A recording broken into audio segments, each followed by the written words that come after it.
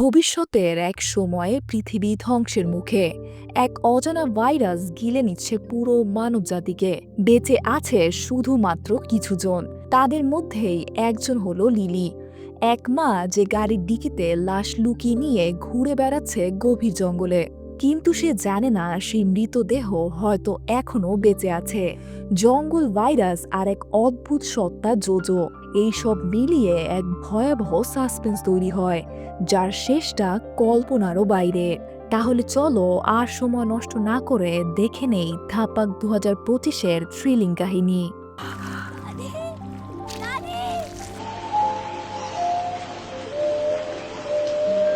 গল্পের শুরুতে আমরা দেখি একটি মেয়ে যার নাম তিতলি। সে তার দাদুর ঘরে এসে কিছু বই দেখে আর দাদুকে জিজ্ঞাসা করে, দাদু, আমি কি একটা বই পড়তে পারি? তখন তার দাদু একটা গল্প টাইপ করছিলেন টাইপরাইটারে, মানে তিনি নিজেই একটা গল্প লিখছিলেন। কিন্তু দাদু কোনো উত্তর না দেওয়ায় তিতলি হতাশ হয়ে সেখান থেকে চলে যায়। সে গিয়ে তার দাদির কাছে বলে, দাদি, আমি আর কখনো দাদুর সঙ্গে কথা বলবো না। তখন তার দাদি রান্নাঘরে রান্না করছিলেন। দাদি তাকে বোঝাতে শুরু করে, বেটা, তুমি যখন পড়াশোনা করো তখন তো কেউ তোমাকে বিরক্ত করে না, তাই না? তেমনি তোমার দাদুও তার গল্প লেখায় ব্যস্ত। তোমার সঙ্গে কথা বলতে গেলে তার লেখার ছন্দ ভেঙে যাবে। তিতলি তখন জিজ্ঞাসা করে, দাদি, দাদু এমন কি গল্প লেখেন যেটা মা বাবা আমাকে পড়তে দেন না, এমনকি আপনিও না? তখন দাদি বলেন, এই গল্পগুলো ছোটদের জন্য নয় বেটা, তুমি এখনো সেগুলো বুঝতে পারবে না। তিতলি বলে, দাদু তো ভীষণ বোরিং, জানি না কি লেখেন, তাই হয়তো কেউ সেটা পড়ে না। দাদি বলেন, না বেটা, তোমার দাদুর লেখা গল্পগুলো অনেক ভালো, তুমি যখন বড় হবে তখন পড়ো, তখন বুঝবে। তখন তিতলি বলে, ও তো তোমার হাজবেন্ড, অফকোর্স তুমি তার পক্ষ নেবে। আমার বাবা তো বলেন তার লেখাগুলো একেবারে বোরিং। তখন দাদি বলেন, বোরিং নয় বেটা, খুবই অদ্ভুত গল্প। আমি তোমার দাদুর লেখা প্রতিটি গল্প পড়েছি। তখন তিতলি আবদার করে বসে, তাহলে দাদি, আমাকেও একটা গল্প শুনিয়ে দাও। দাদি প্রথমে রাজি হন না, কিন্তু তিতলি অনেক অনুরোধ করতে থাকে। অবশেষে দাদি গল্প বলা শুরু করেন। তুমি জানো একটা পাখি কেমন যত্ন করে তার বাসা বানায়, আর কেউ যদি সেই বাসার ক্ষতি করে তাহলে কেমন লাগে ওর? এই গল্পটাও এমনই এক পাখির মতো। গল্পের শুরুতে দেখা যায় দুই বন্ধু, মিনি আর বাবলু। আসলে বাবলু তখন মিনির সামনে অন্য একটা মেয়ের প্রশংসা করছিল। বলছিল, গতকাল আমি একটা সুন্দর মেয়েকে দেখেছি, তার চুল ছিল মসৃণ আর ঝকঝকে। তাই বাবলু মিনিকে অনুরোধ করে, আমি আরেকবার ওই মেয়েকে দেখতে চাই, প্লিজ আমার সঙ্গে চলো।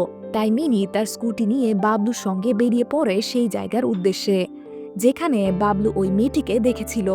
রাস্তায় যেতে যেতে বাবলু সেই মেয়েটির অনেক প্রশংসা করতে থাকে। মিনি তখন বলে, দেখো, আমার তাড়াতাড়ি বাড়িতে ফিরতে হবে, না হলে আমার বাবা খুবই বকবে। তোমার জন্য সকাল থেকেই আমি কিছু খাইনি, আর এই রাস্তা তো একেবারেই জঙ্গলের ভিতরে। একটু দূরে যেতেই ওদের চোখ পড়ে এক চাওয়ালা আর একটা কুকুরের উপর। ওই কুকুরটা পথচারীদের গাড়ির সামনে গিয়ে দাঁড়াতো, আর সেই চাওয়ালা ওদের কাছে গিয়ে চা কেনার অনুরোধ করত। তাই মিনি আর বাবলুর সঙ্গে সে একই কাজ করে। সে বলে, ম্যাডাম, গাড়ি এক পাশে রাখুন আর আমার হাতের চা খান। চাওয়ালার পাশে একটা ছোট ঠেলা গাড়ি ছিল, আর মজার ব্যাপার হচ্ছে এই চাওয়ালা দেখতে অনেকটা বাবলুর মতো লাগছিল। যাই হোক, কিছুক্ষণ পর চাওয়ালা চা দিতে দিতে জিজ্ঞাসা করে, আরে ম্যাডাম, আপনারা এখানে কি করছেন? মিনি বলে, আরে ভাই, কিছু না, আমরা শুধু পেট্রোল নষ্ট করছি। তখন চাওয়ালা বলে, আরে ম্যাডাম, আপনার জানা নেই বর্ষার সময় এই জায়গায় ঘোরাটা বিপজ্জনক? সে বলে, গত বছরের কথা মনে আছে? আপনাদের মতো কিছু কলেজের স্টুডেন্ট পিকনিক করতে এখানে এসেছিল। এই রাস্তার পাশেই হঠাৎ ঝড় শুরু হয়, তার সাথে বজ্রপাতও হচ্ছিল। হঠাৎই সবাই চিৎকার চেঁচামেচি শুরু করে। আমিও তখন দৌড়ে এলাম। তখন চারপাশ একেবারেই নিস্তব্ধ, একজনও মানুষ ছিল না ওখানে। মিনি তখন বলে ওঠে, আরে বাবলু, চল এখান থেকে চলে যাই, এই জায়গাটা খুবই অদ্ভুত। বাবলু তখন বলে, ওর কথা শুনে এই জায়গার চেয়েও বেশি ভয় লাগছে। তারপর যাওয়ার সময় মিনি বলে, দেখো বাবলু, আমি আর মাত্র 1 কিলোমিটার যাব, যদি তোমার সোনাপরি মেলে তো ভালো, না হলে আমরা ফিরে যাব।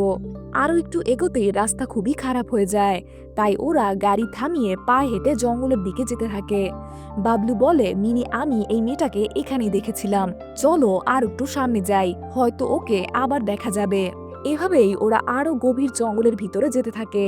রাস্তায় হাঁটতে হাঁটতে মিনি জিজ্ঞাসা করে, যদি তুমি সেই মেয়েটাকে আবার দেখো তাহলে তুমি কি বলবে? বাবলু তখন বলে, এটা তো আমি ভাবিনি। তুমি একটা কাজ করো, তুমি ওর কাছ থেকে একটা নাম্বার চেয়ে নিও। এক মেয়ে তো আর এক মেয়ের থেকে নাম্বার নিতেই পারে, তাই না? এইভাবে কথা বলতে বলতে ওরা এগিয়ে যায়। এক জায়গায় ওদের চোখে পড়ে একটা টাওয়ারের মতো কিছু। বাবলু তখন বলে, মিনি হয়তো এই মেয়েটা এখানেই থাকে। মিনি বলে, এটা কিভাবে কারো বাড়ি হতে পারে? তখন বাবলু বলে, হয়তো একাই এই জায়গায় থাকে। চলো একটা কাজ করি, জল চাওয়ার অজুহাতে বাইরে ডাকি। বাবলু তখন দরজায় নক করে, ভিতরে কি কেউ আছেন? প্লিজ বাইরে আসুন, আমার একটু পানি দরকার। এই সময় মিনি টাওয়ারের উপর উঠে সবকিছু দেখছিল। সে ভাবছিল এটা কিভাবে মানুষের বাড়ি হতে পারে। আর টাওয়ারের চারপাশে সাদা রঙের সুতোর ঘের দেখা যাচ্ছিল। ওদিকে সেই চাওয়ালা তার ঠেলা গাড়ি নিয়ে কোথাও যাচ্ছিল। হঠাৎ সে রাস্তার ধারে মিনি আর বাবলুর গাড়ি দেখতে পায়। সে তার কুকুরকে বলে, হয়তো ওরা ভিতরে পিকনিক করতে গেছে। যাক, আমাদের কি, চল আমরা এগিয়ে যাই। এদিকে বাবলু বারবার দরজায় নক করতে থাকে, প্লিজ দরজা খুলুন, আমাদের শুধু এক গ্লাস পানি দরকার। তখন মিনি বলে, বাবলু মনে হচ্ছে বাড়িতে কেউ নেই, আর দেখো বৃষ্টি নামতে চলেছে, চলো আমরা এখান থেকে চলে যাই, আমার বেশ অদ্ভুত লাগছে। কিন্তু এই পাগল বাবলু মিনির কথা একদমই শুনে না। সে বারবার দরজা ঠকঠক করতে থাকে আর খুবই অস্বাভাবিক আচরণ করতে থাকে, আর বলে, যতক্ষণ আমি তাকে দেখব আমি এখান থেকে এক পাও নড়ব না। সে আরো বলে, আর একটু দাঁড়াও মিনি, প্লিজ। মিনি বলে, দেখো বাবলু, যদি তুমি না আসো আমি একাই এখান থেকে চলে যাব, আর তুমি এখানেই দাঁড়িয়ে থেকো আর বৃষ্টিতে ভিজো। বাবলু তখন সেই টাওয়ারের উপর উঠে যায় ভেতরে তাকানোর জন্য। মিনি তাকে ভয় দেখানোর জন্য দৌড়ে সেখান থেকে চলে যায়। কিছুক্ষণ পর মিনি আবার ফিরে আসে বাবলুর কাছে, কিন্তু সে অবাক হয়ে দেখে বাবলু কোথাও নেই। সে ভাবে বাবলু বোধহয় ঘরের ভেতর ঢুকে গেছে। সে দরজায় ঠক ঠক করতে শুরু করে, কিন্তু কেউ দরজা খোলে না। এরপর সে ভেতরে তাকানোর চেষ্টা করে। ঠিক তখনই উপর থেকে বাবলু পড়ে যায়। বাবলুর শরীরটা পুরোপুরি কালো হয়ে গেছে, যেন তার উপরে বাজ পড়েছে। বাবলুকে দেখে মিনি স্তব্ধ হয়ে যায়। আর তখনই সেই চাওয়ালা লোকটা সেখানে এসে উপস্থিত হয় এবং বাবলুকে দেখে হতবাক হয়ে যায়। বাবলু তখন মৃত। চাওয়ালা লোকটা বলে, ম্যাডাম, আমি তো আপনাদের আগেই সাবধান করেছিলাম, এখন চলুন এখান থেকে। কিন্তু মিনি তো একেবারে শোকে জমে গেছে, সে একটুও নড়তে পারে না। চাওয়ালা জোর করে মিনিকে সেখান থেকে সরিয়ে নিয়ে যায়। তারপর গল্প কিছুদিন এগিয়ে যায়। আমরা দেখি মিনিকে, সে বাবলুর কথা মনে করে কান্নায় ভেঙে পড়েছে। কিছুক্ষণ পর সেই চাওয়ালা লোকটা কিছু জিনিসপত্র নিয়ে মিনির কাছে আসে, আর তারা দুজন আবার সেই টাওয়ারের কাছে ফিরে যায় যেখানে বাবলুর মৃত্যু হয়েছিল। তাদের পরিকল্পনা হলো তারা এবার সেই টাওয়ারটা জ্বালিয়ে দেবে। চাওয়ালা লোকটা বলে, চলুন ম্যাডাম, কাজ শুরু করে দেই, কে জানে ও আবার কখন ফিরে আসে। তার ওপর আবারও বৃষ্টি আসছে, তাই ওরা দুজন টাওয়ারের ভেতরে বাইরে পেট্রোল ঢালতে শুরু করে। মিনি যখন দরজা খুলে ভেতরে ঢোকে তখন সে দেখে চকচকে দুটি ডিম রাখা। আসলে এটা কারো বাড়ি নয়, বরং এক ডাইনির বাসা। মানে কেউ যদি আসে এই জঙ্গলে শুধু পিকনিক করতে, তাহলে সেই ডাইনি নিজের বাসা রক্ষা করার জন্য তাদের মেরে ফেলে, আর লোকেরা ভাবে বাজ পড়ে হয়তো মারা গেছে। বাবলু ঠিক এভাবেই জঙ্গলে এসেছিল, আর ডাইনির চুল দেখে প্রেমে পড়ে গিয়েছিল। মনে করেছিল এটাই তার সোনাপরি, তাই মিনিকে নিয়ে সে এখানে এসেছিল, আর সেও ঠিক এইভাবে মারা যায়। পরে মিনি একটু রিসার্চ করার পর জানতে পারে এই ঘরের ভিতরে এক ডাইনি থাকে, তাই সে পুরো পরিকল্পনা করে আর সেই চাওয়ালা লোকটার সঙ্গে মিলে আবার এখানে আসে। পেট্রোল ঢালার পর মিনি বলে, ভাইয়া, এখন আমাদের লুকাতে হবে, ও যে কোনো সময় ফিরে আসতে পারে, আর ফিরলেই আমরা আগুন লাগিয়ে দেব। কিছুক্ষণ পর বৃষ্টি শুরু হয়। তারা ভাবে এবারই সময়, এখনই আগুন লাগাতে হবে। আর ঠিক তখনই চাওয়ালা তার কুকুরটার আওয়াজ শুনতে পায়, মানে তার কুকুরটাও ওই বাসার ভেতরে ছিল। ডাইনি সেই কুকুরটাকে নিজের বাসার ভেতরে নিয়ে গেছে। চাওয়ালা তখন আর আগুন লাগায় না, সে দৌড়ে দরজার কাছে গিয়ে কাকুতি মিনতি করতে থাকে। সে বলে, ডাইনি, আমার ভুরিয়াকে ছেড়ে দাও। সে দরজাটা খোলার চেষ্টা করে, কিন্তু দরজা খোলে না। মিনি চিৎকার করে বলে, ভাইয়া, আমাদের হাতে আর সময় নেই, ফিরে আসুন। আর তখনই মিনি সেই বাসায় আগুন লাগিয়ে দেয়। এরপরের সিন বর্তমান সময় চলে আসে। তিতলি তার দাদিকে জিজ্ঞাসা করে, দাদি, মিনি কি সেই বাসা জ্বালিয়ে দিয়েছিল? দাদি বলে, না রে, পারেনি, কারণ তখন বৃষ্টি এসে গিয়েছিল। তিতলি বলে, আমি যদি মিনির জায়গায় থাকতাম অনেক আগেই আগুন ধরিয়ে দিতাম। মিনি আরো বলে, দাদি, আমার কাছে গল্পটা কিন্তু একেবারেই বোরিং লাগেনি, চলো না দাদি, দাদুর আরেকটা গল্প শোনাও। তিতলির কথা শুনে দাদি প্রথমে একটু না করে, কিন্তু পরে তিতলির অনুরোধে পুরনো একটা বই বের করে দিয়ে বলে, এই নে, তুই নিজেই পড়ে ফেল। তিতলি এবার দ্বিতীয় গল্প পড়া শুরু করে, দ্য আমব্রেলা আঙ্কেল। গল্পের শুরুতেই দেখানো হয় এক স্বামী স্ত্রীকে। স্ত্রীটি ছিল গর্ভবতী। তারা সাইকেলে করে হাসপাতাল থেকে বাড়ি ফিরছিল। তখন রাস্তায় দুটো ছোট ছেলে খেলছিল। তারা সেই মহিলাকে দেখে বলে, ম্যাডাম, আপনি আবার স্কুলে কবে আসবেন? ওই নতুন ম্যাডাম তো একদম ভালো না, ঠিক মতো পড়ায়ও না। মানে ওই মহিলাটা একটা স্কুল টিচার। প্রেগনেন্সির কারণে সে কিছুদিন ছুটি নিয়েছে। তিনি বলেন, সোনা, শিক্ষকদের ব্যাপারে এসব কথা বলতে হয় না। তোমরা মন দিয়ে পড়াশোনা করো, আমি খুব তাড়াতাড়ি ফিরে আসব। আর তোমরা বৃষ্টিতে খেলো না, সোজা বাড়ি চলে যাও। তারপর তারা দুজনে আবার বাড়ির দিকে রওনা দেয়। কিন্তু হঠাৎ তাদের ছাতাটা বন্ধ হয়ে যায়। স্বামী লোকটা সেটা খুলতে চায়, কিন্তু ছাতাটা যেন জ্যাম হয়ে গেছে। সে তখন তার স্ত্রীকে বলে, চলো আগে বাড়ি যাই, তারপর ছাতাটা ছাতার চাচার কাছে দিয়ে এসে আমরা আমাদেরটা নিয়ে আসব। স্ত্রী বলে, তুমি যাও ছাতার জন্য, আমি একাই বাড়ি চলে যাব, এই তো কাছেই। স্বামী প্রথমে রাজি হচ্ছিল না, কারণ সে খুব কেয়ারিং স্বামী। কিন্তু সে তার স্ত্রীর জেদের কাছে হেরে যায়। সে এবার ছাতার চাচার কাছে যায়। খুবই বৃদ্ধ একজন লোক, এখনো ছাতা বানিয়ে জীবিকা চালান। ছেলেটা বলে, চাচা, এই নিন আপনার ছাতা, জ্যাম হয়ে গেছে। আমারটা কি তৈরি হয়েছে? চাচা বলে, হ্যাঁ রে, গতকাল রাতেই বানিয়ে রেখেছি, নিয়ে যা। ছেলেটা বলে, কত টাকা হলো? চাচা বলে, তুই তো আগেই দিয়ে গেছিস, যা যা এখান থেকে। ছেলেটা ভাবে, আমি কবে টাকা দিলাম, হয়তো ভুলে গেছি। তারপর চাচা সেই পুরনো ছাতাটাকে খুব যত্ন করে একটা জায়গায় রেখে দেন। এদিকে ছেলেটা ফিরে এসে স্ত্রীকে রান্না করে খাওয়াতে বসে, কিন্তু খেতে গিয়ে হঠাৎ দেখে খাবারে একটা তেলাপোকা। স্ত্রী সেটা দেখিয়ে বলে, তুমি বুঝি একটু বেশি ঝাল দিয়েছ। তখন স্বামী তাড়াতাড়ি বলে, এইটা ফেলে দাও, আমি আরেকটা করে দিচ্ছি। স্ত্রী বলে, আরে আরে, সাইডে পড়েছিল বোধহয়। চীন দেশে তো সবাই তেলাপোকা, ব্যাঙ, সাপ এসবই খায়, তুমি তো বুঝি এর চাটনি বানিয়ে ফেলেছ। এভাবেই তারা হাসি মজার মধ্যেই সেই খাবারটা খেতে থাকে। অন্যদিকে দেখা যায় ছাতার চাচা কোমরে কোনো ব্যথা অনুভব করছিল। তিনি মলম নিজের পিঠে লাগাতে শুরু করেন। আর তখনই ওদিকে স্ত্রী স্বামীকে ডেকে বলে, আমার শরীরটা খুবই খারাপ লাগছে, মনে হচ্ছে জ্বর এসেছে। স্বামীও বলে, আমারও দুপুর থেকে মাথাটা ব্যথা করছে, কিন্তু তোমায় বলে টেনশন দিতে চাইনি। স্ত্রী তখন বলে ওঠে, ওই দিকে ওষুধ রাখা আছে, নিয়ে এসো, আমরা দুজনেই খেয়ে নেই। বৃষ্টিতে ভিজেছি, তাই হয়তো জ্বর এসেছে। তারা দুজনেই ওষুধটা খেয়ে নেয়। এদিকে ছাতার চাচার দরজায় কেউ একজন আসে। চাচা সেই পুরনো ছাতাটা নিয়ে ছেলেটার কাছে যেতে থাকে আর বলতে থাকেন, এই যে এত দেরি হলো কেন? আমি তো এতক্ষণ ধরে তোমার অপেক্ষাই করছিলাম। এভাবেই তিনি সকালে যে স্বামী স্ত্রীর ছাতাটা ব্যবহার করেছিলেন সেটাই ফেরত দিতে থাকেন। আসলে ওই চাচার কাছে গতকাল রাতে একটা ডাইনি এসেছিল। ওদিকে স্ত্রী ঘুম থেকে উঠে স্বামীকে ডেকে আনে। শুনছো, কেউ যেন হামাগুড়ি দিয়ে হাঁটছে। স্বামী পাশের রুমে দেখে, কিন্তু কিছুই দেখতে পায় না। স্ত্রী বলে, ওখানে আমার পায়ের কাছে কিছু একটা নড়ছে। তখন স্বামী চাদর সরিয়ে দেখতে যায় আর বলে, আরে এখানে তো কিছুই নেই। স্ত্রী আবার বলে, ওখানে না, একটু উপরে দেখো। এরপর স্বামী আর একটু উপরে চেয়ে দেখে, মানে সেই স্ত্রীর শাড়ি তুলতে শুরু করে। আর তখনই দেখা যায় স্ত্রীর হাত পা একেবারে বেঁকে যাচ্ছে, আর স্বামীর মুখ দিয়ে গলে পড়তে থাকে অসংখ্য তেলাপোকা। ঠিক সেই সময় স্ত্রীর প্রাইভেট পার্ট থেকেও কিছু একটা জিনিস বের হতে শুরু করে। এই গা ঘিন ঘিনে দৃশ্যের মধ্যেই রাতটা পেরিয়ে যায়। পরের দিন সকালে দেখা যায় সেই ছাতাওয়ালা চাচার কোমর পুরোপুরি ঠিক হয়ে গেছে, একদম তরতাজা হয়ে গেছে সে। এদিকে গ্রামবাসী সেই স্বামী স্ত্রীর লাশ ঘর থেকে বের করে শেষকৃত্যের জন্য। পরের দিন চাচা জঙ্গলের একটা বড় গাছের কাছে যায় আর সেই গাছটাতে উঠতে শুরু করে। কাল পর্যন্ত যে লোকটা একটু উঠতে পারতো না, সে আজ বিশাল গাছে উঠে পড়ে। গাছের উপরে টাঙানো থাকে সেই ছাতাটা, যেটা গতকাল রাতে সে ডাইনিকে দিয়েছিল। চাচা সেই ছাতাটা নিয়ে নিজের ঘরে ফিরে আসে।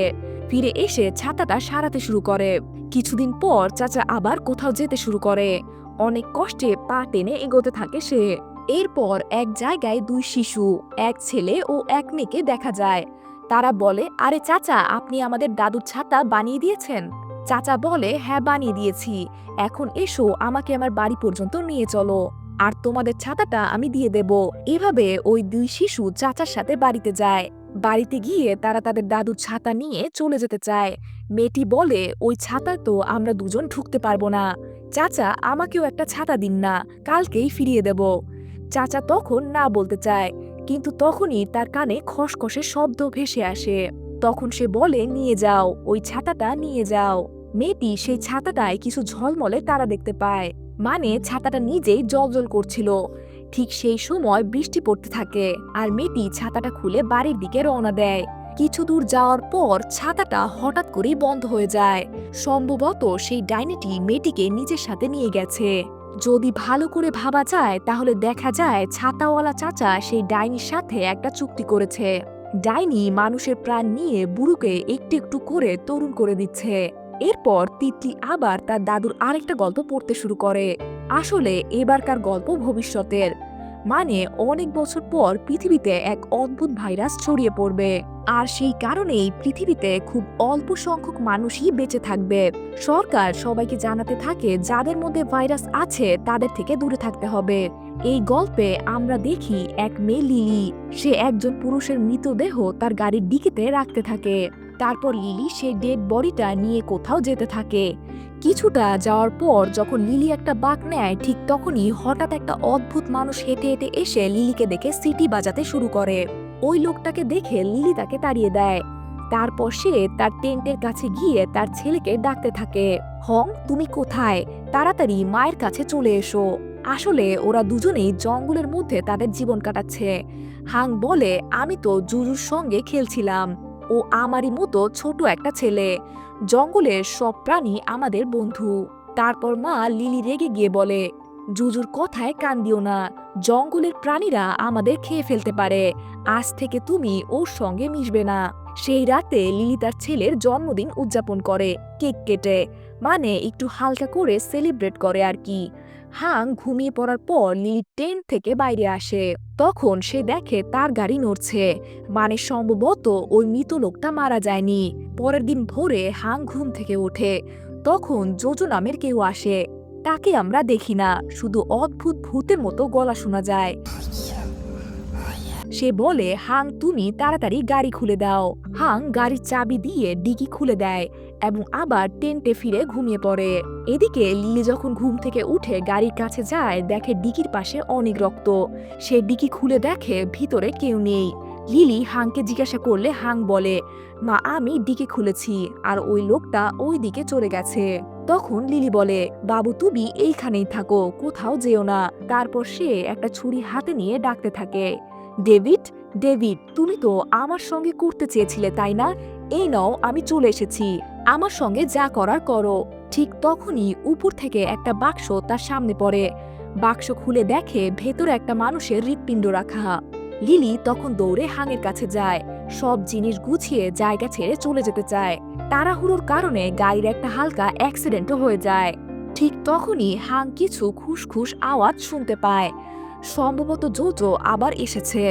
লিলিও সেটা দেখে ভয় পেতে থাকে। বর্তমান দিনে তিতলি এই গল্প পড়ে খুবই ভয় পায়। তারপর তিতলি রান্নাঘরে তার দাদির কাছে যায়। দাদি বলে, তিতলি, বাগানে গিয়ে একটু মরিচ তুলে আনো। তিতলি বলে, দাদি, রাতে গাছ থেকে পাতা বা ফল তোলা যায় না, গাছ অভিশাপ দেয়, গাছে ভূত থাকে। তার দাদি বলে, তিতলি, মাঝে মাঝে নিয়ম ভাঙতে হয়, রান্না তো করতেই হবে। তাই তিতলি বাগানে গিয়ে মরিচ তুলতে শুরু করে। ঠিক তখনই দাদি তিতলির চিৎকার শোনে। দাদি গিয়ে দেখে তিতলি আর সেখানে নেই। মনে হয় গাছটা তিতলিকে খেয়ে ফেলেছে। আমরা সেটা সরাসরি না দেখলেও ছায়ের মধ্যে সেটা দেখানো হয়। এরপর দেখা যায় তিতলির দাদুকে। আসলে সে তিতলির দাদু না। এই লেখকই ওই গল্পের সব চরিত্রগুলোকে তৈরি করেছে। তিতলি, তার দাদি সবই তার কল্পনায় দেখা গল্প। সব গল্প শেষ করে লেখক একটু আরাম করতে থাকে। এভাবেই শর্ট ফিল্মটা এখানেই শেষ হয়ে যায়। তোমাদের এক্সপ্লেনেশনটা কেমন লাগলো কমেন্টে জানাতে ভুলো না।